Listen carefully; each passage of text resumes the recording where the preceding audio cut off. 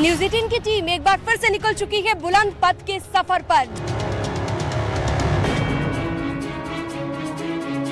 अब हम जो सफर तय करेंगे, जालौन का ये सफर होगा। औरैया से थोड़ा सा आगे हम पहुंचे हैं।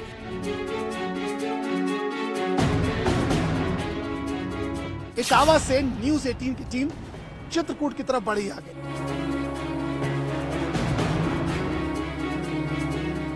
न्यूज 18 की टीम के साथ आप कर रहे हैं बुंदेलखंड एक्सप्रेस वे का सफर, और इस सफर में ये दिखाना भी आपको जरूरी हो जाता है कि रोड कितना स्मूथ है, क्योंकि रोड कनेक्टिविटी की बात बहुत बार सरकार करती है।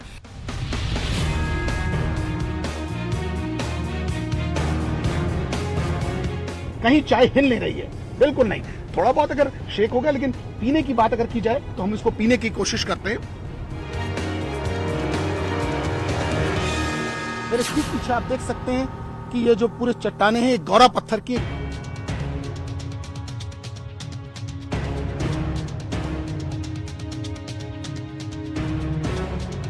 और क्या वाकई में बुंदेलखंड एक्सप्रेसवे के बन जाने से यहाँ के लोगों को काफी फायदा होगा? क्या फायदा होगा? और चूंकि ये कैथीरी गांव है, यहीं पर पीएम मोदी आ रहे हैं, तो इनके लिए कितनी बड़ी सौगात है कि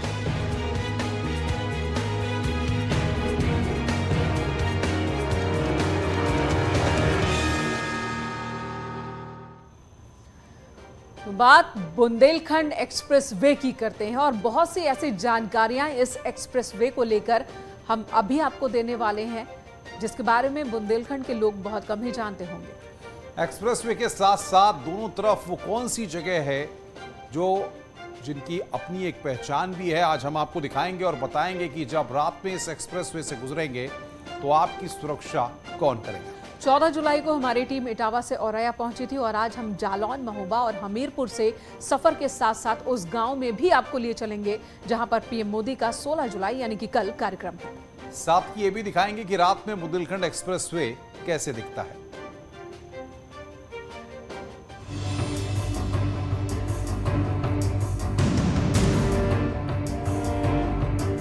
एक्सप्रेसवे ऐसी सड़कें जो गाड़ियों को रफ्तार देता है, बल्कि जहां से गुजरता है वहां की तकदीर भी बदलता है।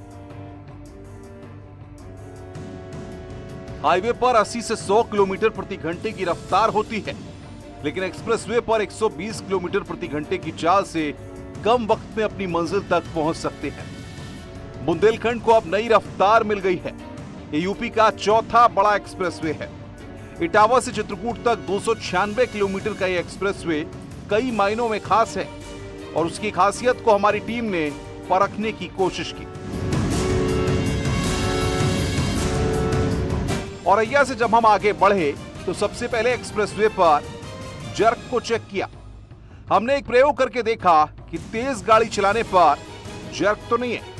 न्यूज 18 की टीम के साथ आप कर रहे हैं बुंदेलखंड एक्सप्रेस वे का सफर, और इस सफर में ये दिखाना भी आपको जरूरी हो जाता है कि रोड कितना स्मूथ है, क्योंकि रोड कनेक्टिविटी की बात बहुत बार सरकार करती है। लेकिन रोड कितने स्मूथ हैं, ये एक्सप्रेस वे हालांकि आपको इसी तरह के मिलेंगे, लेकिन यहाँ पर बुंदेलखंड एक्सप्रेस वे की स्मूथनेस दिखाने के लिए हमने आपको एक गिलास यहाँ पर रखा है, और ये गिलास आप देख सकते हैं। आमतौर पर अगर आप गाड़ी के आगे गिलास रख देते हैं तो पानी से भरा हुआ ये गिलास है, हालांकि थोड़ा सा शेक जरूर कर रहा है, लेकिन फिर भी कोशिश पूरी की गई है कि इस एक्सप्रेस वे को सुविधाओं के लिहाज से बहुत बेहतर जनता के लिए बनाया जा सके। शीनम शर्मा ने पानी रखकर एक्सप्रेसवे का टेस्ट किया, तो वहीं हमारे संवाददाता अमित गंजू ने अपनी कार में कॉफी पीकर देखा कि अगर कार 100 की रफ्तार से चल रही है तो क्या कोई चाय पी सकता है या नहीं। औरैया से इटावा तक के बीच की बात की जाए तो ये बीहड़ों के लिए माना जाता था। कुसुम नयन फक्कड़, सलीम फक्कड़ या लाला राम या निर्भय गुजर, ऐसे तमाम डकैत थे जिन्होंने दाएं या बाएं दोनों जगहों को अपना एक ऐसा केंद्र बनाया था जहां लोगों की पकड़ों को रोका जाता। अब सुबह का समय है, और सुबह के समय अगर चाय ना हो तो कुछ अटपटा सा लगता है, और हाईवे का सफर कर रहे हैं और चाय ना पिए तो कुछ खास नहीं। देखिए, इस वक्त हम इसकी डेमोन्स्ट्रेशन ऐसे दिखा सकते हैं कि ये कॉफी मग है, और हम कॉफी को पियेंगे, क्योंकि सुबह का समय है, कॉफी तो होनी चाहिए। तो इसमें कॉफी डाल रहे हैं, गरम गरम कॉफी है, और इसका अपना एक आनंद है कि सुबह का समय है और कॉफी ना हो तो थोड़ा सफर और अच्छे से रहता है, और पता भी चलता है कि सड़क की क्या ड्यूरेबिलिटी है, क्या इसमें है, इतना मैक्सिमम रहता है। अमित गंजू ने बहुत ही आराम से एक कप में कॉफी डाली, केतली को किनारे रखा। इस बीच कहीं भी उन्हें कोई परेशानी नहीं हुई। कार तेज रफ्तार में चल रही थी, फिर भी कहीं भी कोई हिचकोले खाती नहीं दिखी। अगर हम गाड़ी की बात की जाए तो गाड़ी का आप देख सकते हैं कि इस टाइम कांटा जो है 80 और 80 से 100 के बीच का ये पूरा बनाया गया है। इस 80 के 100 के सफर में देखिए इस टाइम कांटा जो है 100 के आसपास चल रहा है और कहीं भी कोई फ्लेक्सिबिलिटी नहीं, कोई जर्क नहीं लग रहा है। जहां तक कैमरे की नजर जा रही है, देखिए सड़क बिल्कुल स्मूथ एंड सूदिंग है। निश्चित तौर पर उत्तर प्रदेश में और भी सड़कें हैं, चाहे पूर्वांचल एक्सप्रेस की बात करें, यमुना एक्सप्रेस हाईवे की बात की जाए और अब बात की जाए इस बुंदेलखंड एक्सप्रेस हाईवे की, तो इसकी बात निकाल दी है। जिस तरह इसको सिस्टमेटिक ढंग से बनाया गया, इसमें जीरो जर्क फ्रीक्वेंसी रखी गई है, दोनों तरफ मार्कर्स लगाए गए। अब चाय की बात की जाए, देखिए कहीं चाय हिल नहीं रही है, बिल्कुल नहीं। थोड़ा बहुत अगर शेक हो गया, लेकिन पीने की बात अगर की जाए तो हम इसको पीने की कोशिश करते हैं। देखिए कहीं हाथ में कप है, कोई नर्वसनेस है कि कप में के साथ है, और इसको हम फिर यहीं एक बार रख दे रहे, तो आप देख सकते हैं कि कहीं ऐसी कोई चीज नहीं है, न चाय छलक रही, न चाय गिर रही है। हमारी टीम ने चलती कार में चाय पीने के बाद एक गिलास में पानी भरकर भी एक्सप्रेसवे पर जीरो जर्क के दावे की जांच की। इस जांच में भी हाईवे बिल्कुल स्मूथ मिला, कहीं भी कोई बड़े जर्क नहीं मिले जिससे कार चलाने वाले को परेशानी हो या गाड़ी का बैलेंस बिगड़े।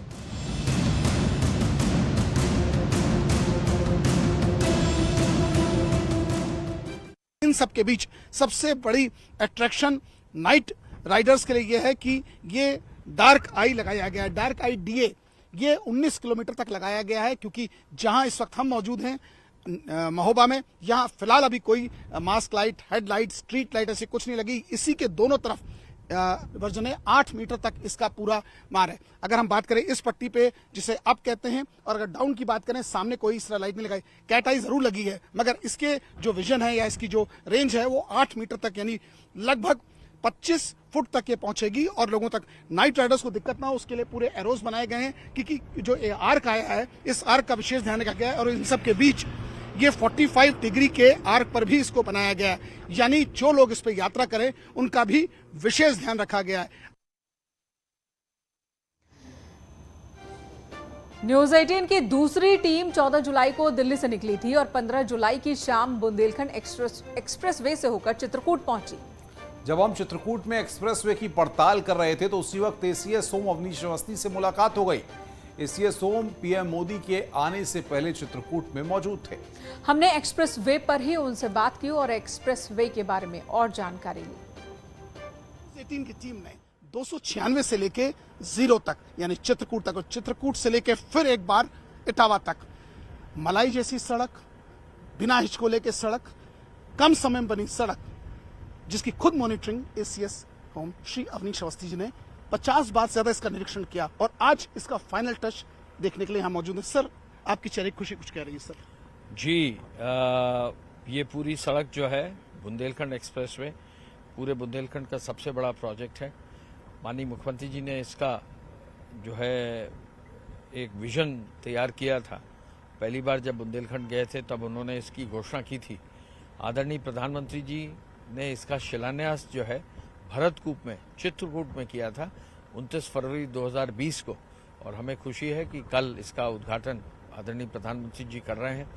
ये सड़क जो है लगभग 14,800 करोड़ रुपए में बनी है और इससे चित्रकूट, बांदा, महोबा, हमीरपुर, जालौन, औरैया और इटावा को कनेक्ट करते हुए दिल्ली कनेक्ट किया जाएगा। लगभग 7 साढ़े 7 घंटे में जो है चित्रकूट से दिल्ली लोग पहुंच सकते हैं। ये एक बहुत बड़ी उपलब्धि रहेगी और इस एक्सप्रेसवे के बनने के बाद पर्यटन और इंडस्ट्रियल डेवलपमेंट के लिए बहुत अच्छा जो है एक माहौल बनेगा। मुख्यमंत्री जी का एक निर्देश है कि सभी एक्सप्रेसवेज के किनारे इंडस्ट्रियल ग्रोथ हो, तो इसके किनारे भी जो है जालौन और बांदा में इंडस्ट्रियल क्लस्टर्स डेवलप किए जाएंगे और इसका विकास होगा। जिस प्रकार से आप इस पे इतना कर रहे हैं 50 बार से ज्यादा, क्योंकि सर पूर्वांचल एक्सप्रेस भी आप ही के नेतृत्व में कहीं ना कहीं देखा गया, इसमें विशेष क्या हम जरा आपके साथ सड़क लोगों को भी हम दिखाना चाहते हैं कि एसीएस होम साहब ने इसको, मुझे लगता है आपने इसको स्टडी किया कि कोई खास बात। और देखिए, एक्सप्रेसवेज एक विशेष चीज होती है जिसके लिए हम कह सकते हैं कि लोगों को जो है तेज रफ्तार में और ईंधन बचाकर उनको चलने की एक व्यवस्था होती है। एक्सप्रेसवे से बहुत जल्दी लोग जाते हैं। आपको मालूम होगा कोविड काल में एक्सप्रेसवेज का ही लोग इस्तेमाल करके चल रहे थे, क्योंकि एयर ट्रैवल लगभग खत्म ही हो गया था। तो इसमें बहुत फर्क पड़ता है, एक्सप्रेसवेज के बनने से पूरे प्रदेश को जोड़ता है। आपने देखा हमारे साथ एसीएस होम श्री अवनीश अवस्थी, जिनका साफ कहना और मानना है कि एक तरफ जहां टूरिज्म तो एक तरफ उद्योग, इस 296 किलोमीटर के स्ट्रेच बन जाने के बाद जहां एक और उद्योगों को बढ़ावा मिलेगा, वहीं बेरोजगार हजारों हाथ को काम मिलेगा। हमारी टीम रात में ही चित्रकूट से इटावा लौट आई और उस दौरान बुंदेलखंड एक्सप्रेसवे की रात की तस्वीरों को हमने कैमरे में कैद किया। तो रात में सफर कितना आसान या फिर कितना मुश्किल है, आपको शीनम शर्मा बता रही हैं। बुंदेलखंड एक्सप्रेस वे पर अगर आप रात में सफर करते हैं तो ये कैसा नजर आता है, मैं आपको दिखाने की कोशिश करती हूँ। अभी तक प्रॉपर लाइट्स यहाँ पर नहीं लगी हैं, लेकिन जो बेसिक लाइट्स हैं, रेडियम लाइट्स आप देख सकते हैं, वो लगा दी गई हैं ताकि जो लोग अभी सफर करने के लिए पहुंच रहे हैं उनके लिए ये सफर आसान हो जाए। स्पीड लिमिट जगह जगह पर लिखी गई है, जगह जगह पर लिखा गया है आप सीसीटीवी की निगरानी में हैं, यानी कि अगर आप रात में भी निकलते हैं तो आपका सफर कितना आसान होगा, कितना सुरक्षित होगा, ये सुनिश्चित करने के लिए ये तमाम इंतजाम इस एक्सप्रेस वे पर रहेंगे। दूरी बनाए रखें, 70 मीटर की दूरी होनी चाहिए। तो जगह जगह पर, चाहे वो ट्रैफिक रूल्स की बात हो, किलोमीटर्स हालांकि आपको हर जगह पर मिलेगा। हर 100 मीटर की दूरी पर एक छोटा सा बोर्ड लगाया गया है। हर 100 मीटर की दूरी पर आप देख पाएंगे कि कितना किलोमीटर आप चित्रकूट की ओर बढ़े हैं या फिर आप जो वापसी जो है आप कर रहे हैं दिल्ली की ओर बढ़े हैं। तो ये मैंने आपको नजारा दिखाया कि किस तरह का नजारा है। सुरक्षा के पूरे इंतजाम है यहाँ पर, क्योंकि कैमरों की बात कही गई है। हालांकि अभी तक पूरे तरीके से कंस्ट्रक्शन का काम भी नहीं हुआ है।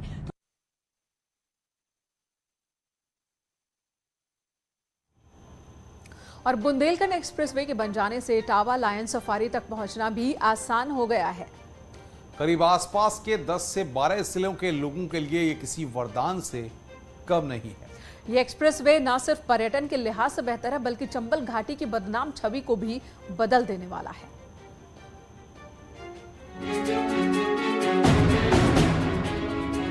चंबल का बीहड़ और विकास का पथ, जो घाटी कभी बंदूकों के साए में रहती थी, उसे बीहड़ को नई पहचान देने के लिए बुंदेलखंड एक्सप्रेसवे बनाया गया। बुंदेलखंड एक्सप्रेसवे 7 जिलों से गुजरता है, लेकिन इटावा वालों के लिए ये किसी वरदान से कम नहीं। इटावा सफारी पार्क में पर्यटकों की संख्या खासी तादाद में बढ़ सकती है। एक्सप्रेसवे जैसी सुविधा न होने से चित्रकूट, बांदा, महोबा, हमीरपुर, जालौन और झांसी के पर्यटकों को लायन सफारी देखने में परेशानी होती थी। सड़कें खराब होने की वजह से लायन सफारी की सैर करना मुश्किल था। ये ऐसा प्रतीत हो रहा है कि जो इटावा सफारी पार्क है वो कहीं न कहीं पर्यटकों की संख्या में बड़ा खासा इजाफा कर सकता है, और यह सब बुंदेलखंड एक्सप्रेस वे के जरिए संभव होगा। चित्रकूट से 3 घंटे में इटावा पहुंच सकते हैं। 3 घंटे इटावा सफारी घूमने में लगेंगे और फिर शाम को चित्रकूट लौट सकते हैं, यानी 9 से 10 घंटे में सफारी का लुत्फ उठाकर अपने घर जा सकते हैं। आसपास कोई भी 200 से 300 किलोमीटर के मध्य में ना कोई सफारी है, ना कोई चिड़ियाघर है। 200 किलोमीटर से पहले ना इसमें कोई चिड़ियाघर भी है, ना कोई सफारी है। इस तरह का कोई प्रोजेक्ट या कोई भी स्थल नहीं है जो पर्यटकों को लुभा सके। यही नहीं, चंबल सेंचुरी में दुर्लभ प्रजाति के घड़ियाल, मगर, डॉल्फिन के अलावा सैकड़ों की तादाद में पक्षियों को पर्यटक देख सकते हैं। यानी इटावा सफारी के साथ चंबल सेंचुरी को देखने का सुखद मौका मिलेगा। देखिए, इटावा सफारी पार्क पब्लिक के लिए बहुत कम एक्सप्लोर्ड है, लोगों को इसकी बहुत जानकारी नहीं है। अभी हमने इसकी वेबसाइट वगैरह क्रिएट करके और ऑनलाइन टिकट बुकिंग वगैरह प्रारंभ करा के धीरे धीरे इसमें जनता में घुसने का प्रयास किया गया है। इसी बीच हम लोग के भाग्य से ही कहिए, ये बुंदेलखंड एक्सप्रेसवे भी चालू हो गया है, जो यहाँ से लगभग 50-60 किलोमीटर दूरी पर है और सीधे जोड़ता है कई जिलों को। इसलिए लायन सफारी आने वाले दिनों में पर्यटकों के लिए सबसे लुभाने वाली जगह होगी। पर्यटकों के आने से न सिर्फ रोजगार के अवसर बढ़ेंगे, बल्कि सरकार को भी राजस्व मिलेगा। इससे हमीरपुर, बांदा, और चित्रकूट से जो आने वाले हैं, चाहे दिल्ली के लिए सफ़र कर रहे हों या कहीं के लिए जाने के वाले हों, 3 घंटे का सफ़र, उससे आने से हमारे लाइन सफारी के लिए पर्यटक बहुत ज़्यादा बढ़ जाएगा। यहाँ से अगर आगरा भी जाना चाहते हैं, वो भी आगरा से, यहाँ से ही अगर वापस जाना चाहते हैं, 3 घंटे का सफ़र है, यहाँ पे आके और यहाँ का एंजॉयमेंट करके लाइन सफारी देख के और वापस जा सकते हैं यहाँ से। चंबल सेंचुरी में बड़ी संख्या में मगरमच्छ हैं, बड़ी संख्या में कछुए भी दिखाई देते हैं, 300 प्रजाति के पक्षी पाए जाते हैं और इटावा सफारी में लॉयन होने की वजह से न सिर्फ बच्चों के लिए ये आकर्षण का केंद्र है, बल्कि बड़े भी यहाँ पर आने के लिए उत्सुक रहते हैं। ये इटावा लायन सफारी जो विश्व स्तर पर इसका नाम है और चंबल वाइल्ड लाइफ सेंचुरी, इसमें पर्यटकों को जो आगरा के थ्रू आ रहे थे, अब हमको जो इसका फुटफॉल है वो बुंदेलखंड क्षेत्र से भी काफ़ी मिलने की उम्मीद है।